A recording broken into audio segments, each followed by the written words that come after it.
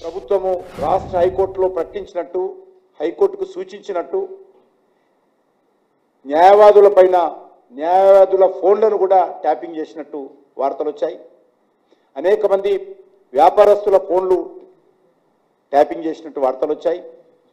అనేక రకాలుగా మరి సినిమా నటులు, ఇతర ప్రముఖుల యొక్క ఫోన్లు కూడా ట్యాపింగ్ చేసినట్టు వచ్చాయి.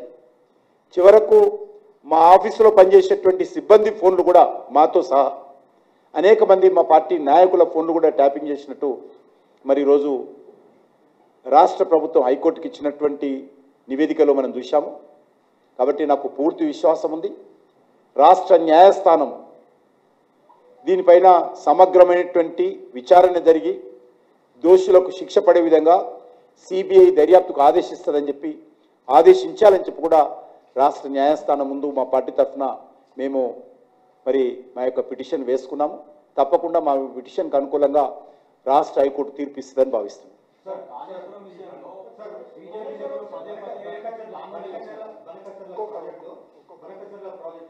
ఆంధ్రప్రదేశ్ చాలా స్పీడ్ గా పోతున్నది. ఇప్పుడు already pre feasibility report submit చేసింది. సిడబ్ల్యూసి కూడా డిపిఆర్ కోరింది ఆంధ్రానికి. మీరు ఆంధ్రప్రదేశ్ ప్రభుత్వంలో ఒక భాగస్వామ్య పార్టీగా మీరు తెలంగాణ ఇంట్రెస్ట్ ప్రొటెక్ట్ చేయడంలో విఫలమైంది.